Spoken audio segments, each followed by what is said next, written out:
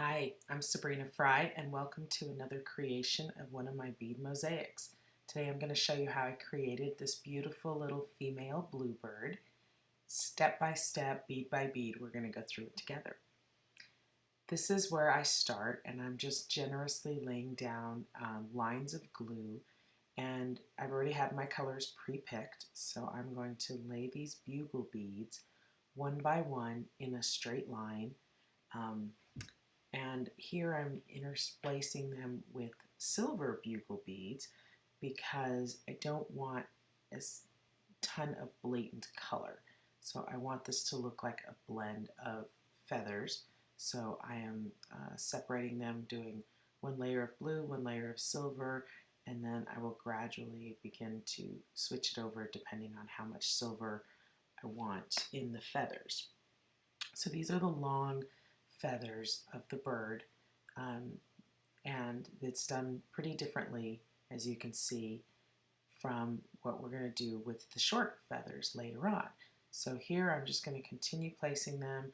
I am overlapping at the ends a little bit where the existing tail feathers are, because I want to make sure that it looks like these are the top feathers.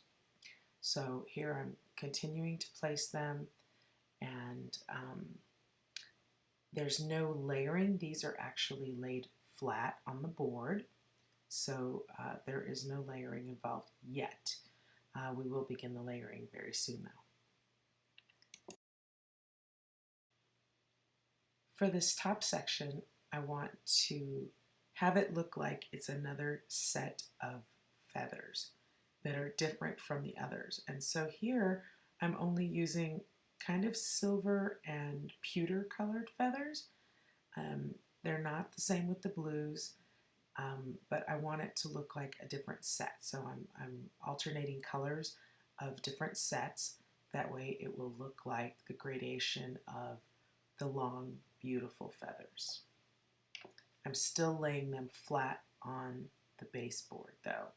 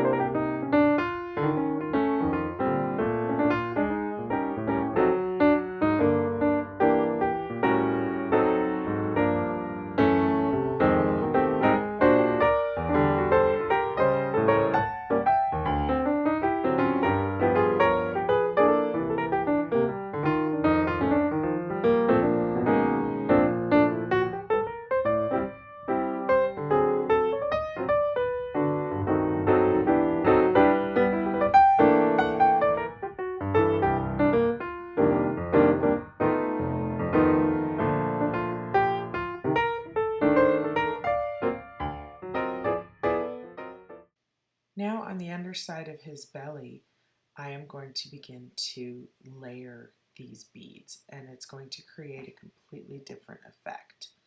But first, I need to give him some feet, and I want to put these in first so that I can layer the feathers over the top of it to give it a more natural look.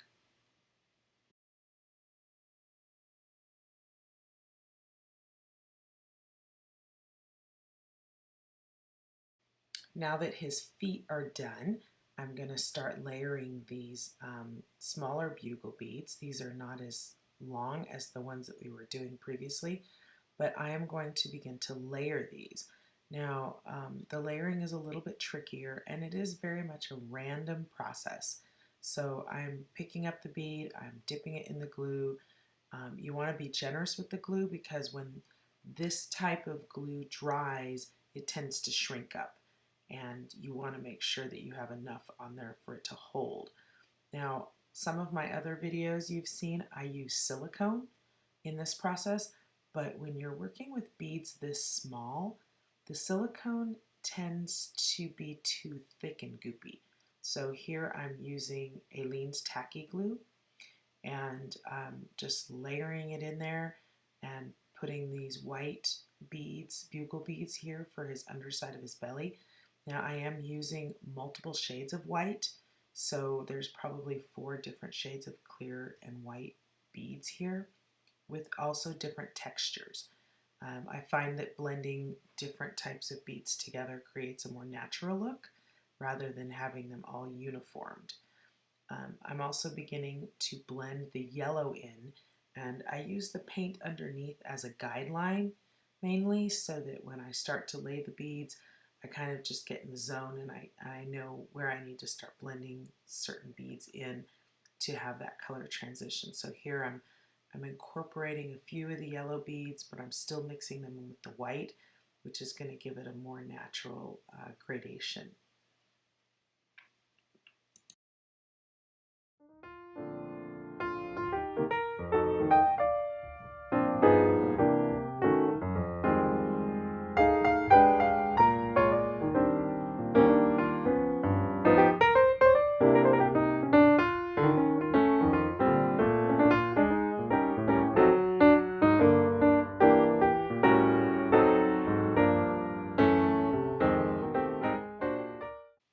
Now that we have finished his underside and his belly, we're going to start to get into using some really tiny, tiny bugle beads.